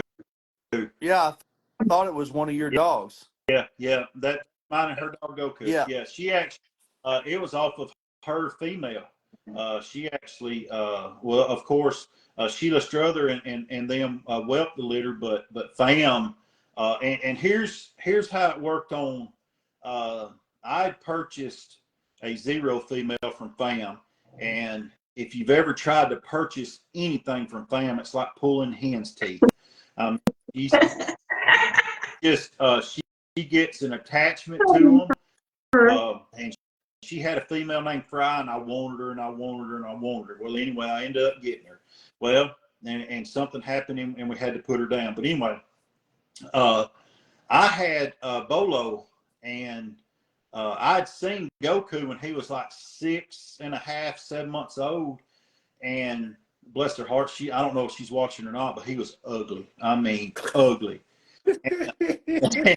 Oh, that was like an awkward face, ugly, Yeah, or like. he was in his awkward phase. Okay. And I was That's a little like, better. because Fam, I love her, and we're good friends. And I was like, oh, he's pretty, and so, but then she started bringing him around more, and I thought, doggone, I mean, this son gun, got the head, I mean, he looks good. And so I was like, hey, if you ever sell him, I want him. He's not for sale. Well, she told me, she said, he's not for sale. And I thought, oh, everything. And she said, no, he's not for sale. She said, I raised him, he's my baby. And so I kept on, and I kept on, and I kept on her. And she said, well, I'll tell you what, she said, if I ever got rid of him, I would co-own him. She said, I don't want to sell him, I would co-own him. And I said, well, Lord, I said, what would it take to co-own him? And she messed up and give me a price. And so I said, all right. And so we went to an ICBR show in and this was in February. I think Bruce was there. Yeah. Yeah. And so I got him. And when I got him, I told Fam and Terry Huntley too. I said, his world is fixing to be rocked upside down. And so I brought him home, and I mean, I started 1.5 miles a day exercising him, and I feed raw, and I've got some more stuff that I do. And well, he bulked up. I got him bulked up to 90 pounds. And so, and Fam didn't see him for 2 months because I had him. Yeah. And when she got him back, I carried him to a show, and everybody that seen him, they was like, hey, this don't even look like the same dog. I mean, he had popped. And got him back, and she was like, she's like, man, he looks good. And the thing about Goku is when he's around Fam, he knows what he can get away with. I mean, he does little stuff here and there, And I watched her work with him here in Arkansas, and he's a beautiful dog. He's matured nicely. I appreciate that. And and speaking of Medusa, when she come in heat, and I know it's a sore subject and a tough subject for Caleb, but Genesis, I was going to breed her to Genesis. I done made up my mind. Caleb, like, hey, we she's nice because they've been around Medusa a bunch too, and I mean she's and the tragic thing happened, and I hate that. Genesis was a beautiful dog, man. When I messaged him, I said, hey, brother, I'm not going to ask you what happened. I said, I'm just going to tell you I understand how you're feeling right now. And so, but that was that. And so, and I've got stud credits too. And here's another thing. When I first got into it, I bought stud credits like crazy. I mean, I locked in them. Because why not? Yeah, absolutely. Yeah. I know people that do something very, very similar because they never know how their female's going to mature. They never know whether or not they're going to have a different female later on that would work better with that. So, I mean, it's. I'll be right back. Hey, I locked in a bunch of them. And then after that, they was nice dogs, but then when it come time to deciding what I was going to breed Medusa to, is I chose Goku, and the reason I chose him, and I believe this, and some agree with it, some don't. If I don't have enough faith in my male dog for me to breed my own female to, then how can I expect other people to breed to him? And Yeah. that I've seen some of the pups that he's got real young pups, but I've seen some of the pups, and you know, I like him. I mean, and for me to say that I really, really like a dog, it's got to be something, because I really like him. I like his attitude. You know, he's smart, got a head on his shoulders. And to me, I've got an indoor kennel that I built as soon as I got into these dogs. It's heated, air conditioned, spray foam build. I mean, it's a nice building. And for me, one reason that a dog will be on a chopping block at my house is if I've got it in a kennel and if it poops in front of the door and stomps it and gets it all over the kennel, they won't stay here long. To me, a dog has to have enough sense not to do that. And so, and I've done that for 30 years on coonhounds. I would always had one that wasn't smart enough to use the bathroom and then go get it all over where he lays down and sleeps. Every once in a while you come across one that's just, you're like, oh my God, this dog's dumber than a bag of hammers. I just can't. How did this happen? It's the only one. Right. It's the only one. But I got Goku from FAM, and this is my first co-own. I've never, and I've co-owned coonhounds and stuff. It was always people that I hunted with and stuff. But as far as co-owning a bully, I never have. And so I co-owned him. And me and FAM, you know, I consider her family. You know, and so I know she wouldn't do anything to hurt me, and vice versa. But I'll tell you what, Goku, he does good, and I see Tonio's on here. Tonio's got some nice dogs that he showed. You know, me and Tonio, whenever we compete, hey, we're friends outside of that ring, but inside of that ring, hey, we're competitors. I mean, but that's the way it should be. I mean, I'm one of them. If you're not, when you enter your dog in there, you ought to think that your dog is automatically going to win. You ought to have that confidence in your dog. That's one thing that Tonio does not lack, is confidence. No. And he, like, I love, like, there are so many different dynamics, and everybody handles a little bit differently, and you can see that the more shows you go to, you know. And so, like, watching you in the ring, even like watching FAM in the ring, watching Tonio in the ring, it's just like one of those things where it's like there is a bravado there. Like, it's I don't have that. So, I greatly appreciate seeing you know, other people just have this swagger when they walk in that ring, and it's just like, man, I wish I had that. Me and Pierre, I believe we was in Troy.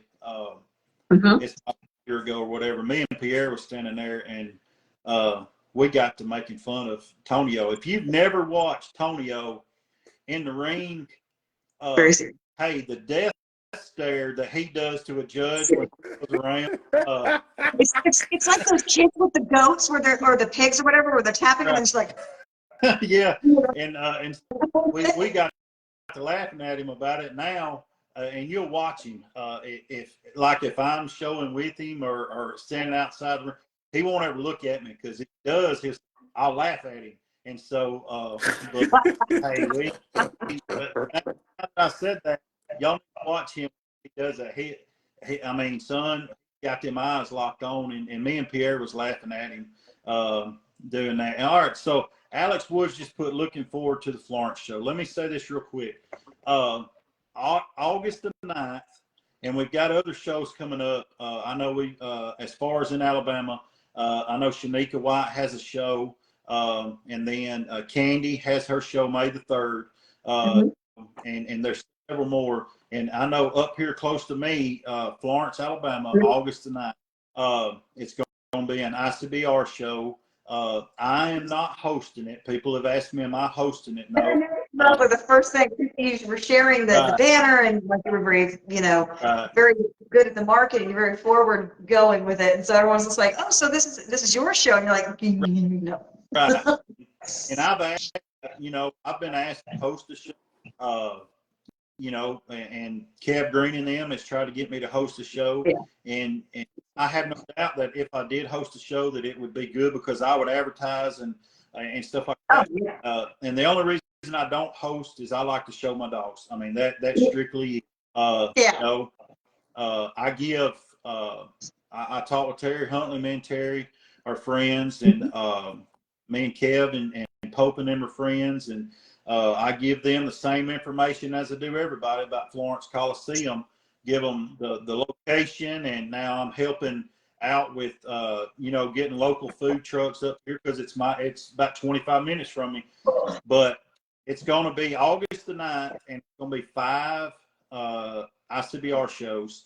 Now, what makes this show so special on that day is we're gonna I'm gonna purchase a cooler next week, and I'm gonna buy, my company's gonna buy it, and we're gonna start selling chances on it to raise money for Trayvon's family.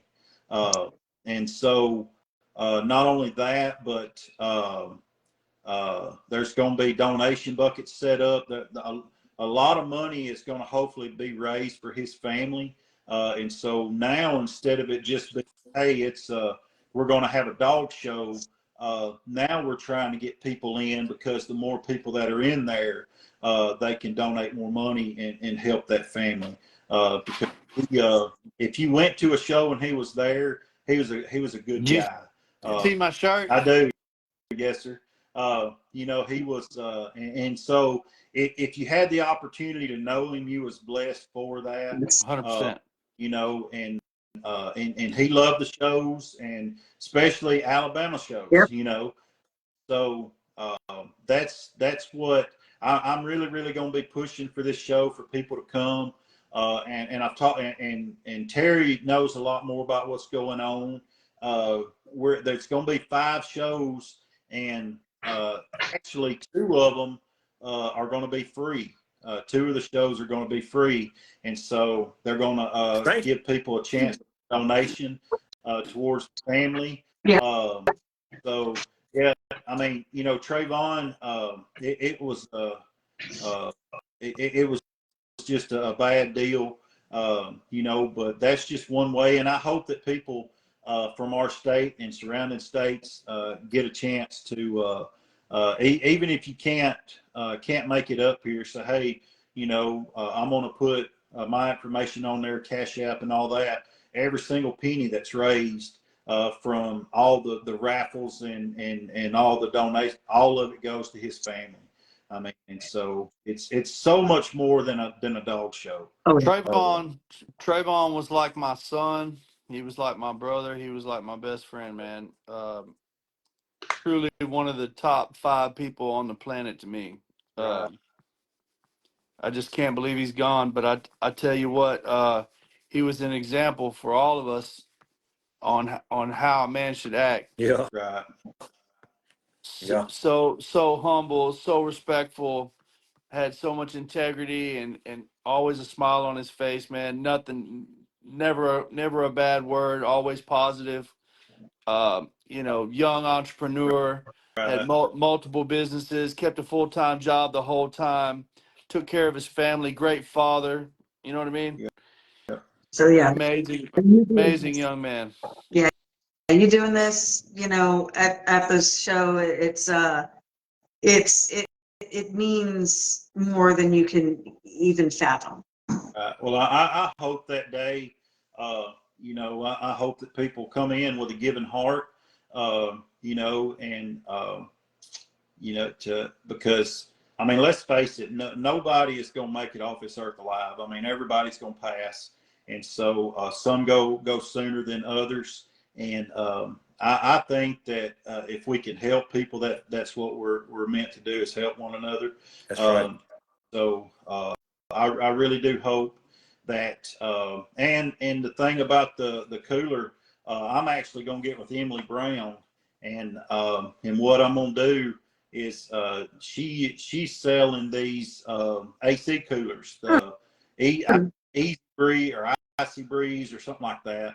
Yeah. And I'm gonna purchase one of them, which would be great for a dog show. I mean, it's basically an air conditioner cooler with the vents, you know. And They're pretty cool. I'm gonna get one of them, and then I'm gonna make chances up. They're gonna be $5 a piece or 5 for 20. So if somebody gives $20, buys 20, they're getting basically one for free. And so they're not going to have to be present at the show.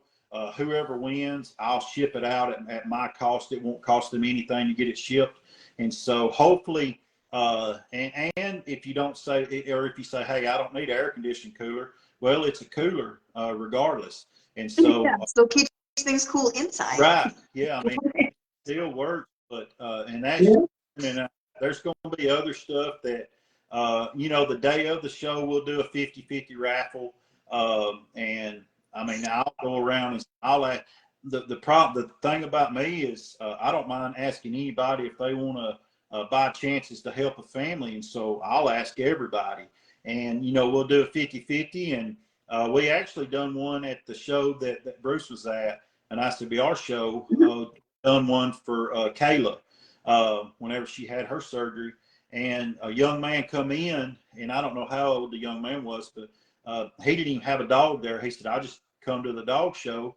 And he said, man, he said, I'll help out somebody. And he bought one single ticket. And I think off that ticket, he won like $250.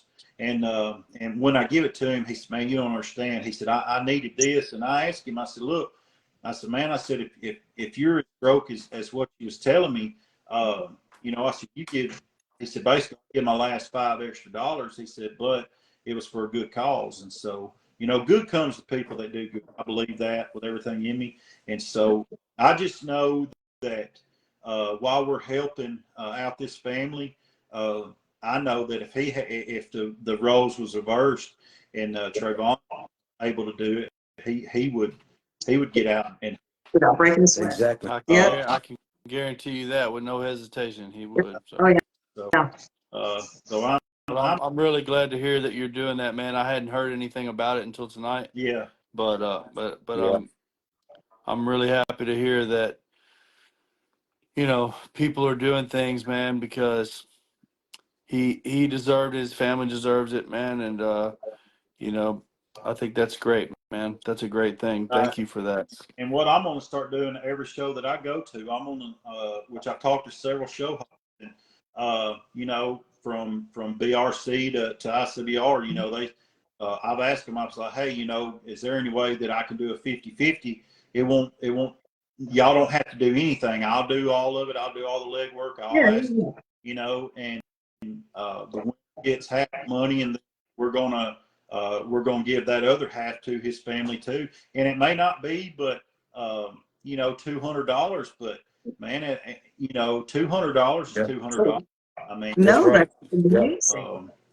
and so, and the thing that I've noticed about the bullet community too, there's a lot of division in it because of a lot of jealousy, but there's also a lot of good-hearted folks. You know, when somebody's in a time of need, they'll come together and help. So that's what we're hoping for. But I didn't mean to take up this much time on that show. And No. it's really important, you know. Good. And you know, talking with Terry about it, you know, he said, man, whatever we need to do to try to help it out. And so one show's not more important than the other. I know Candy's got one coming up in Alabama, and we'll be there. I try my very, very best to go to the Alabama shows. Were you at Paul's in the Boot? Yes. I met you there. Yep. Do you remember? That's where I met you Yeah, at. I was down there. We talked. I was there with Trayvon. He was there with me. Right. Yeah. Yeah. Okay. It was Caleb's booth in the corner, Right. and then my booth next to it with Trayvon. Yeah, I knew Trayvon was there because I remember And talking. I think Tonio had his booth right next to us. He did. Yeah. I think. Yep. And then our booth was back off a little bit, but yeah. I talked to you there for a minute. I remember that. I remember. Yeah, it was, that was a good show. Yeah. I mean, that was even though we all sat there through a tornado. Man, The weather. You guys were Scott Mosby brave. does his thing, man. He does a good job. He puts something into it. I always have fun when I go to his shows. Yeah, and see, this is my first one that I went to, and actually that was I get off. I get to take 5 Sundays off a year because I've been there, 15 years. They give me 5 Sundays a year, and that was actually my last Sunday of the year that I could take off, and I took off to go to Scott's show, and we granded out Bolo down there. Yeah, I remember that. That's the same show that Tonio granded out Beast Boy. Yeah. Yep. You know, my daughter, she won about everything a kid could win at that show. She did so good. Yeah. I was love so Olivia. proud of her. She kicked my butt. I mean, I Good. couldn't even get close to her. Right. Oh yeah. Well, that's like Raina and her Frenchie special. They, they went on a tear. They just won all the time, and it was and which I say now because she's not around me, but I would rather her win than me any day. Oh, I mean, Oh, I'm sure. I mean, there's this watching like that's one thing that I've always enjoyed is watching these juniors evolve. Like, because the first time you see them, they're like, right. and then you just watch them just grow into it and watching them just own the ring. And and how could you just not Right. be so proud that you're like, I would rather them win than me at this point. Like, there's so many juniors that I remember watching as they grew, and I mean, just sitting there being like, that's who I want to be when I grow up. I mean, And hey, we won the father-daughter thing that day, and like, I don't know that I've ever had a better moment than that. Like, that really felt like something to me. I know it's just a fun show award, but I got to show with her, and we did it together, and won, and that was fun, man. That was really cool. Man, what's funny about Raina is, she can, uh, and the way that I am, if you've ever been around my way that Raina always told her that act like you've been there. You always expect from about especially being when you win. And if you've ever seen Raina win best in shows or anything like that, and Bruce has seen her. I mean, she's not a bragging type kid, but now when we get in the truck going home, if she ever beats me, I get to hear how big of a loser I am the whole way home. I mean, yeah, that's my daughter. She won't say it in front of anybody. No, We get on the way home, and she's like, "Where's your ribbons, Dad? Where's your trophies at?" I'm like, "Girl, you better." or she'll call her mom on the way home. Well, at least we got one winner in the truck, is what she'll say. Oh my God, it's so savage. I love it. It's and That's savage. there's nobody I'd rather see win than my daughter. I love to see her win, and I don't think there's nobody she'd rather see lose as me. yeah, I mean, that's how mine is. I mean, So funny. man. So I'm trying to line all the awards out on the table, right? right. And she's trying to divide them. Oh yeah. She's like, don't We ain't you keeping do count like this? that. Yeah. She said, "Oh yes, we are." Yeah. Or Oh you'll see her like on her Facebook on the table. She'll have her best in show or best in breed, and it'll say, "Hey, we had a great day," and I mean me and special. And then it'll show mine like a first place, and this is what Dad done. You know what I mean? Yeah. Just stuff like that. But and she is gonna slack off. She told me she wasn't gonna go to as many. She'll turn 16 in a couple of weeks. Mm-hmm. Now last year I pushed her pretty hard. I mean she went to a lot of shows, and she was blessed enough to be the top overall dog in ICBR. We got special in May of last year. Raina told me she wanted a Frenchie, and I didn't want something that everybody else had. And so Right. Hannah Abba actually, I reached out to her and told her I was looking for a nice one. And so she gave me the guy the number. He lives in Romania where she got Tom Tom. And so I got a hold of him, and he said, I've got one. And she was expensive. And I said, well, all right. And so I never shipped nothing in. So I go to Atlanta Airport, and I didn't know you had to have a broker to ship animals. And so I go down there, and then I get there at 7 o'clock their time. Well, at 4:30 their time, I finally get the dog. And so I go home, and Raina starts working with her, and we got her in May, and from then, and she everything she put her in, she won. But now Special, she don't really work good for me because I just play with her all the time. But Raina works with her. They don't take you seriously. Right. But now Raina does a good job with her. But she told me, that she's going. She just don't care anything about shows right now. And so it's tough because she's in my riding. I wouldn't say that she's a good one because most of the time she puts her earphones in and goes to sleep. But just being able to have her with me, that's since I've been into this, that's my most fond memory is being able to have my daughter with me. So, and I love that, but so now I get to go on my own. It's gonna be cheaper to go on my own, but I don't have Starbucks, and I don't have to go to Chick-fil-A, and I don't have, Right. but, But it's so worth it. In a So way, worth it won't be. Of course, it won't be the same. I agree, brother, man. Like uh, I have a moment with my daughter that I'll never forget as long as I live. I don't think if I got Alzheimer's, I don't think I'd forget it. But I she had just showed and she had kicked so much butt, man, and she'd been so humble and just chilling, and then it was the end of the night, and she'd raked it in pretty good, and she comes running over there and jumps and wraps around me, all her limbs just like a koala bear on me, just hugging me so tight, and it was a little extra on that hug, and she said, "Thank you, Dad." And I set her down. Look, I said, "For what, baby?" And she said, "For training these dogs and helping me experience this." And I was just like, you know, it. yeah, Ugly cry. yeah, Yeah. Oh yeah.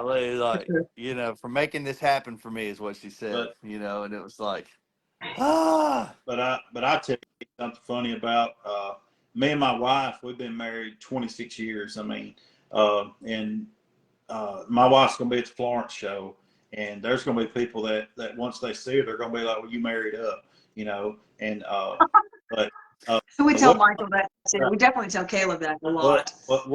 what's funny about Rainey is man, there's actually people that thought that me and my wife was divorced, and and the reason being, Rainey would say, "Hey, I'm going to be with my dad this weekend, or I'm going to be with my mom this weekend," and it sounded like that we had separate weekends, Yeah. But now she's going to get to stay with her mom more, but but I do. I really do enjoy her going with me, and I get mad sometimes and things at her, and then and then my wife has to talk to me about it, but because I'm more of I'm a serious person, and when I don't think Raina's taking it as serious, I think she needs to, and then I got to step back and realize she's a 15-year-old kid, and so it's a learning curve. I can relate to that too, man. I understand that there is a learning curve. I just wanted her to, she was into it, man, and I just wanted her to do the best she could do, and then I stepped back and realized like she loves doing this. She's good at it. She just does things differently than I do, and so I just let her do her thing, man. I don't mess with her at all. Whatever, if she wants to go crazy with it, if she wants to let off the gas, I mean, it's whatever for me, man. Yeah, she's different. Me and her, if you're ever around Raina and get to know her a lot, Raina's goofy, and she gets that from her mama. They find stuff funny that's not funny, and they Oh, it's only funny. You Right. don't get it. right, and but not just because she's my daughter, but a lot of people tell me this of how respectful she is, and that means more to me than hey, your daughter won. It means more to me that how she conducts herself. And Oh, so yeah. I'm proud of that. Yeah, that's great, man. Oh Yeah. Oh yeah, she's a dynamo in the ring. It's been great to watch her again evolve. So it's going to be a little different, obviously, seeing you there and not seeing her there. But you'll do, I guess. She'll come back. Oh, She'll come back around. well, Oh, I told her mama, we was talking. I said, right now she's fixing to be at the age where she's not gonna need daddy until she needs money. So I'll get to see her. You right. But we're fixing to cut her loose and with her driver's license and so oh my we're goodness. yeah, You're just my, you're barely ahead of me. Mine's 13, and it's so like you're scaring the crap out of me right now. But it's like hey, that next couple years, I know it's going to be a lot of things change. I didn't even want to let her have a phone. I swear I didn't. But but Yeah, I thought that. everybody had one, and I just had to sit her down and be like, baby, well this is we this got is a dangerous thing. You be careful with it. right. Yep. We got two daughters. We've got an older one. She's 21 and she's in college and and her and Raina are just they're daylight and dark difference. I mean, they're just but when I taught Kylie, my oldest one, how to drive, and Raina will not drive with me. I mean, she will not. She tells her mama that she almost dies every time we go somewhere. And I mean, Oh man. but now Yeah, I mean, but now Raina, That's such a young age. my youngest daughter, she is a mama's girl. Raina loves her mama. So if I do something, I'm telling mama, or if I say something, I'm telling mama. It's just, but I am gonna miss her going with me. But she'll be at the Florence. She'll go to some with me. But I know if y'all get to come to the Florence show, she'll be there. I'll be there. I'm taking off. Yeah, man, I'm excited about it, and I pray that we raise a lot of money that day. I mean, Yeah. I really, to me, it's more than a dog show now. When me and Terry first started talking about it, and he called me and said, "Hey, I booked this venue," and it was about a dog show, and then this happened to Trayvon, and after talking with him, I asked him about it, and he's all on board.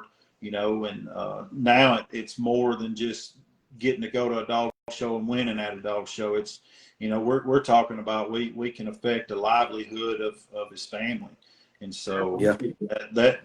that's what I'm. Of course, I like to win, and everybody likes to win, but Yeah, this is bigger. This is bigger than just the dogs right now. And Yeah. oh, he would love that. Oh, he would love that. right. But other than that, but I appreciate y'all letting me come on, and y'all could have got somebody a lot better to bring on tonight. A lot better. No, Oh, come on. No, man. Hey, no. that's why I asked you. That's why I asked you, man. I like you. You know what I'm saying? I like you, and I like your demeanor. So that's why I had to ask you. We don't ask anybody, but No. that's why I had to have you, man. I, And I Oh, yeah. thought you was gonna turn me down. I appreciate you letting me do it, but no, I mean that's that's it. I mean, as far as our kennel, we've been very fortunate. To be able when we first started to be able to purchase some dogs, and we've caught flack from purchasing dogs, but we're at a point now to where that I'm really wanting to produce some nice stuff. Mhm.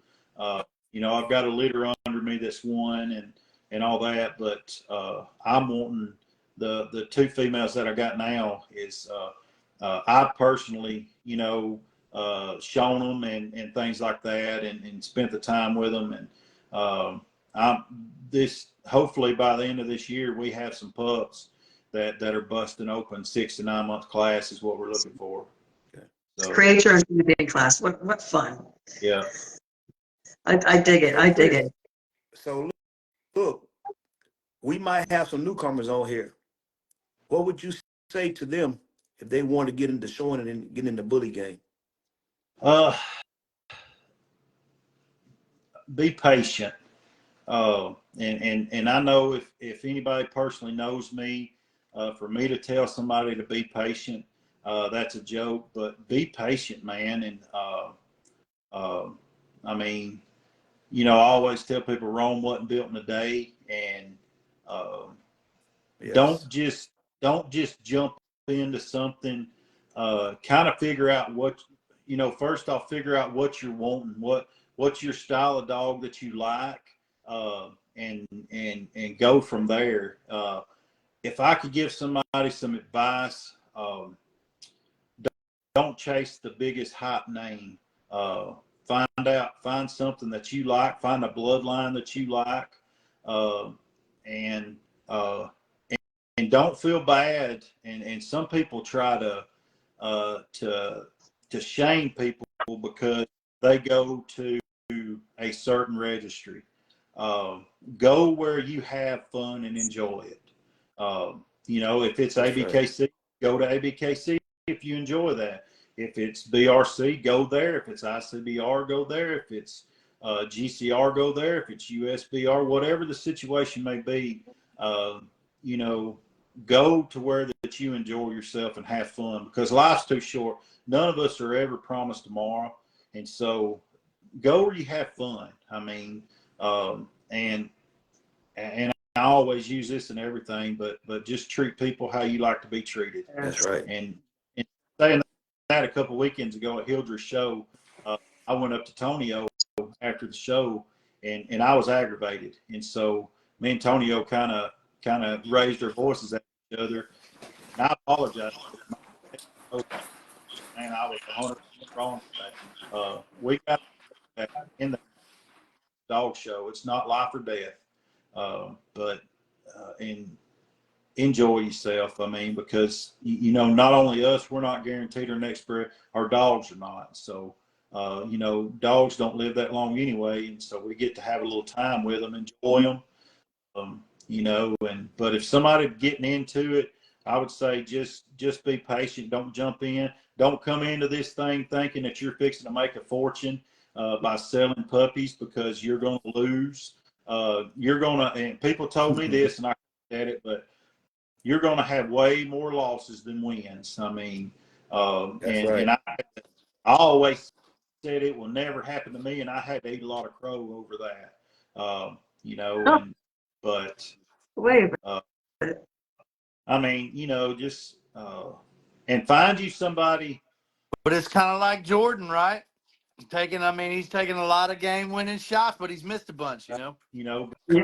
I, I tell people, if they ask me, if for somebody that's just starting, man, just be patient about it and find something that you like. And it's easy to buy one. It's hard to get rid of one. You know what I mean? Man. Well, you said a Yes, sir. mouthful then, You Chris. sure My God. did. I mean, it is. Yeah. You've got all Yeah. kinds of people, and it tickles me. You'll see on these forums and stuff, it'll say in search of a female, or in search of this, and man, there'll be like 600 comments. Everybody's trying to sell you something. It's easy to buy one. It's hard to get rid of one that you don't like. I mean, Yeah. but the bully community, and the bully game, it's not for everybody. I mean, That's right. it's not. I mean, and people told me, and I really believe this now, it's a lifestyle. It's not just, because when you think about buying dogs, you don't think about the kennel cleanup time. You don't think about the vet time, the food time. And Mhm. I mean, there's a whole lot more to it Yeah. than just a bully. Come here, Bubba. Yep. 100%. Yeah, it is a lifestyle.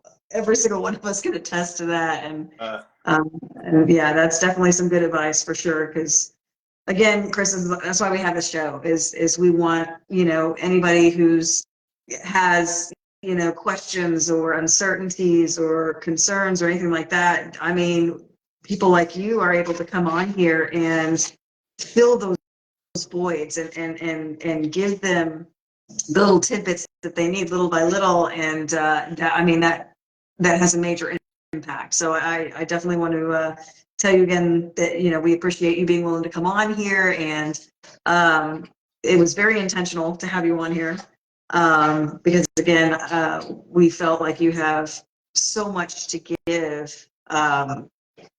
Just anybody, a varying experience. Just so thank you for coming on. Right. Thank y'all. And people, there's going to be a lot of heartbreak, but there's a whole lot of good times in these dogs. I mean, you always say you got to take the bad with the good. I mean, there's one of my little favorite boys right there. Speaking of heart, I love that dog. I love that dog. He's being so naughty right now. He's bored, and so he thinks that it's okay to pester me. He knows mama's distracted. right. Not paying attention. Yeah.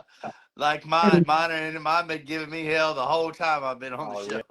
Yeah. I mean, it's the hope. Yeah, he's not good at being bored. Give him that. Hopefully, but the plan moving forward is, and I pray this is what happens is, a lot more people, because the show attendance has dropped off across the board.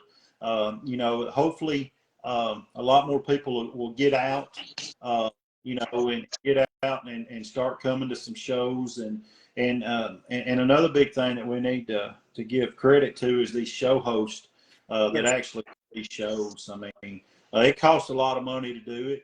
And so, I'm thankful for these show hosts and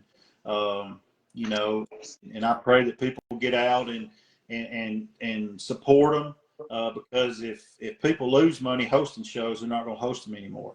And right.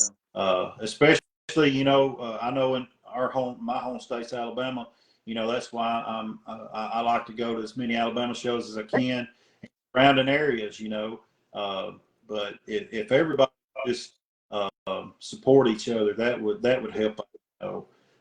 Tremendously. If Absolutely.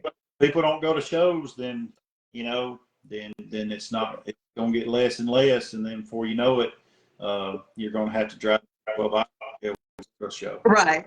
Yeah. The nearest shows in like Nebraska. Right. Yeah. Dang it. And I can't do that, but I do appreciate y'all letting me on. I appreciate you, man. And appreciate what you're doing for my boy too, man. Means a lot. Yeah, and it's going to be the closer. We're going to put out some flyers on Facebook, and it's once I get the cooler, I'm going to get it from Emily, and once I get it, then I'm going to start selling chances, and we can sell chances way up until the show, but way before the show. And nobody, whoever gets them don't have to be present. I'm going to ship it to, if it's $10 too, I'll ship it out. So, I'm one of these. I don't ever ask anybody for money or anything like that. But this is a situation where that between now and that show, if I see you, more than likely I'm going to ask you to buy a chance. I mean, that's just so. If you see me coming, then get ready because I'm going to ask you to buy a chance. There we go. There we go. And it's just important, and I feel if it was any at any time that he would do the same for us. So that's right. 100%.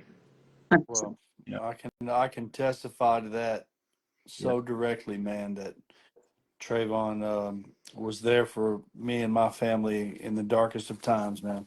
Right. For sure. And we're continually praying for him or for his family, and there's nothing that anybody can say to him to ease that pain, or to provide comfort to him. So we just ask for people still send up prayers for his family. Yeah. That's right. Well, That's right. Well, I appreciate it. Well, all right. And good night, my friend. Great talking to you. All around. All right, buddy. We'll see you. Good night, Bruce. Good night, Amanda. All right. Good night, God y'all. bless you. Good night, man. All right. Thank you guys again. Yep. Good night. Bye, guys.